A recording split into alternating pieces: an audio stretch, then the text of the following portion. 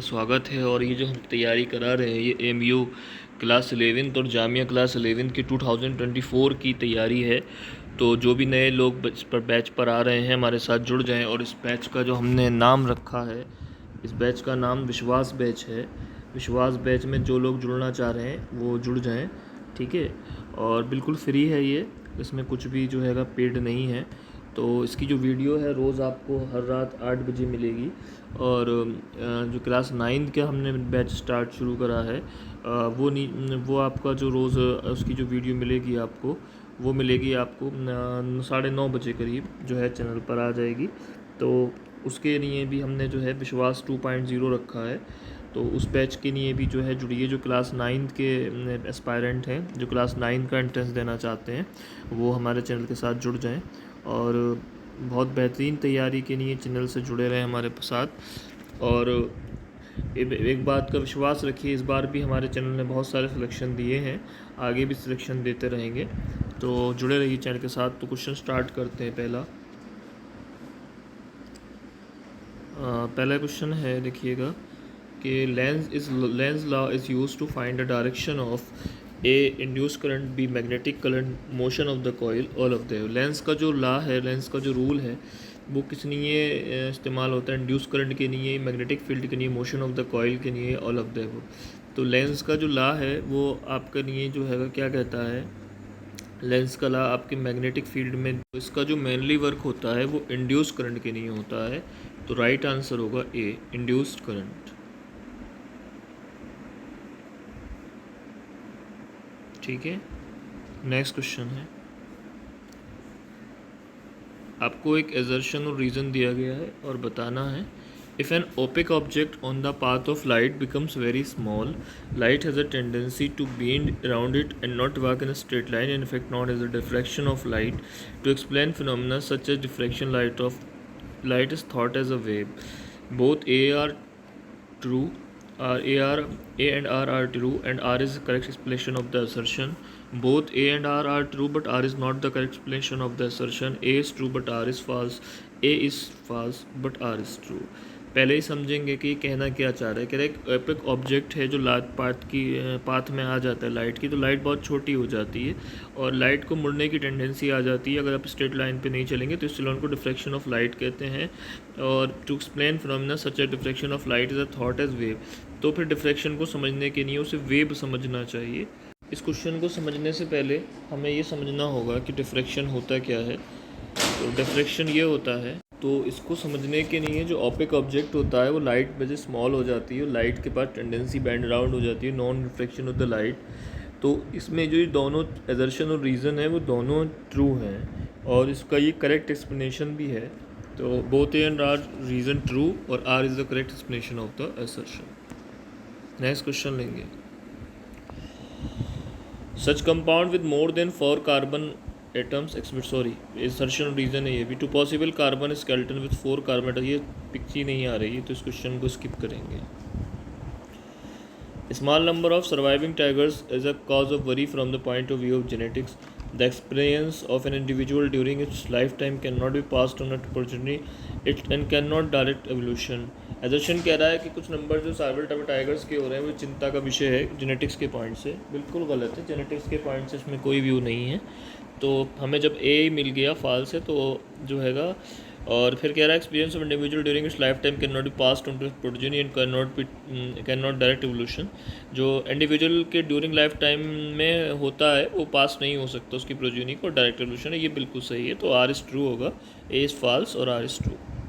Next question.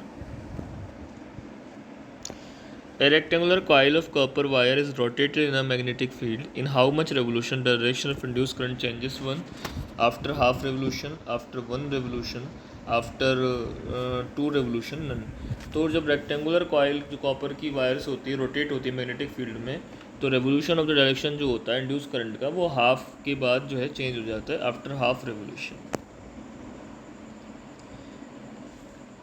The element with resistivity 1.84 into 10 to the power minus 6, aluminium, manganese, copper, ये तो आप NCERT का question है direct. यहाँ से रेजिस्टिविटी पूछिए, टिक कर दीजिएगा, ठीक है। कमेंट करिएगा answer. The spores are covered by thick walls that protect them until they come into contact with another moist surface and cannot begin to grow. The thread-like structure on the braid mold is called A hyphae, B Christi, C Sporogenium none. तो आपको बताना जो spores covered हो जाती है thick wall से जो protect करती हैं दूसरे कॉन्टेक्ट करने में, इनको क्या कहते हैं? क्रिस्टी कहते हैं, हाइफी कहते हैं, स्पोरोजेनियम कहते हैं या फिर नन कहते हैं। तो इसको कहते हैं हाइफी। लास्ट पहला ही ऑप्शन ये सही है। उसके बाद नेक्स्ट क्वेश्चन हैगा, अगला क्वेश्चन है one organism that reproduce through spore formation is rhizopus, B amoeba, C bryophyllum, D none. Right answer होगा rhizopus. To explain the phenomenon of diffraction, light is thought of as wave, particle, both wave and particle nature none। तो जब आप diffraction को समझना चाहेंगे तो light को आपको वेव मानना पड़ेगा। राइट ऑप्शन होगा ए वेव। उसके बाद है out of the given material medium the highest refractive index is 4 A sapphire, B diamond, ruby, C carbon disulphide. NCERT का क्वेश्चन है।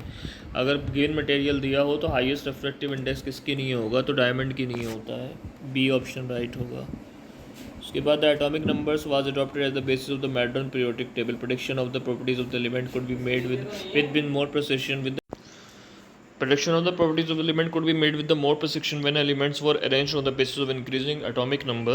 An element that has a single electron in their outermost shell belongs to।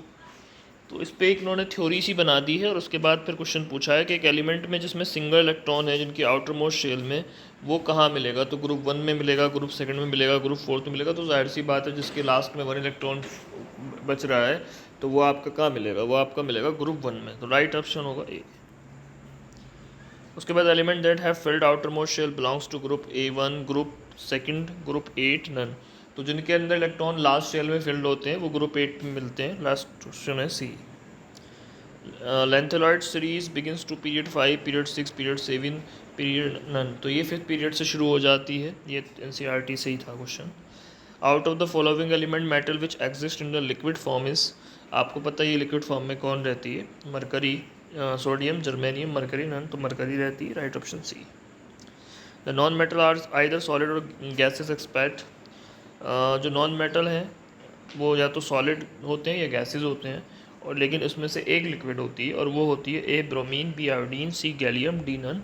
Right option है bromine. Bromine अकेली एक ऐसी non element है, non metal element है जो हमेशा वो क्या रहती है? लिक्विड रहती है।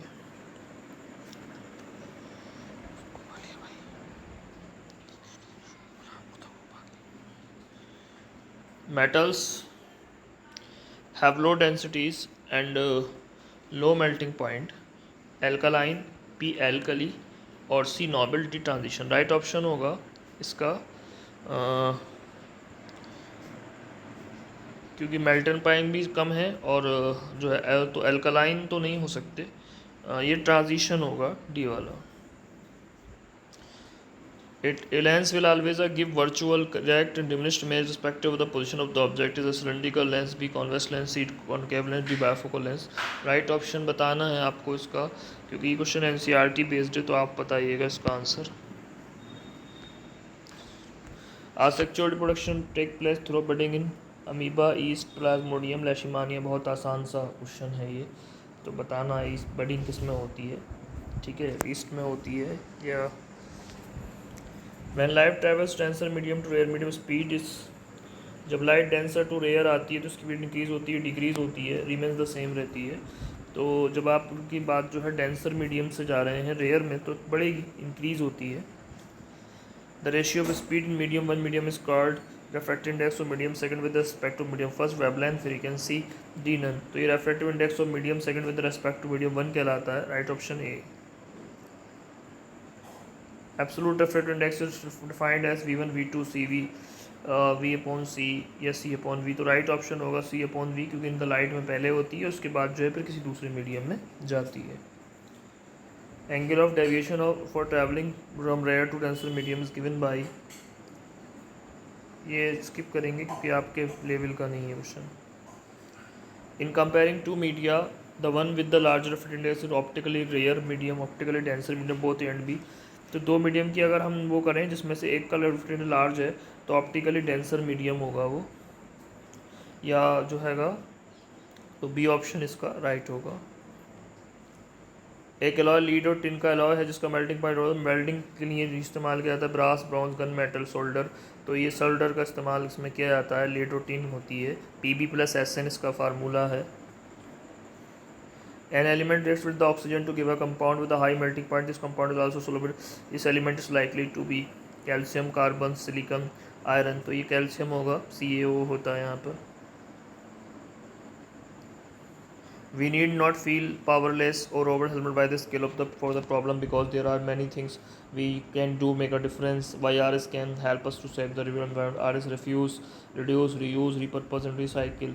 Recycle, synthesizing the fresh plastic, extracting the fresh plastic, cigarette or western non. Right option होगा synthesize the fresh plastics. Repurpose signifies product when used for the some other for useful purpose. Product recycled and used, reused when treated. None. A option सही होगा, product when used for some other for useful purposes.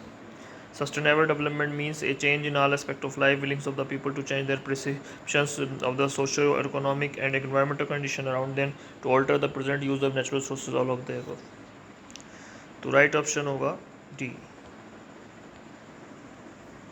Economic development is linked to financial security, social front development, environmental conservation. None. Right option होगा environmental conservation. We need to use our resources carefully because they are not unlimited, inexhaustible. There is a critical distribution of resources, both A and C. Right option होगा these are not unlimited.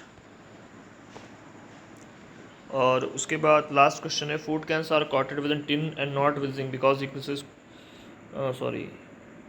because zinc is costlier than tin. Zinc is a higher melting point.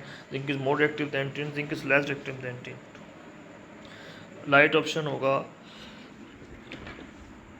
zinc is less reactive than zinc is more reactive than less reactive than tin. Zinc is less reactive than tin. Right option होगा D. तो friend ये थे करीब 20 question थे जो हमने कराए और बहुत इंपॉर्टेंट क्वेश्चन थे जिससे आपको जो है एक तैयारी मिलेगी। रोज़ इसी तरह के एक मिक्स सीरीज़ और चैप्टर वाइज भी हम क्वेश्चन लेकर आएंगे, तो जुड़े रहिए चैनल के साथ और इसमें बहुत ज़्यादा से ज़्यादा शेयर और सब्सक्राइब करिए। Thank you very much to watch the full video.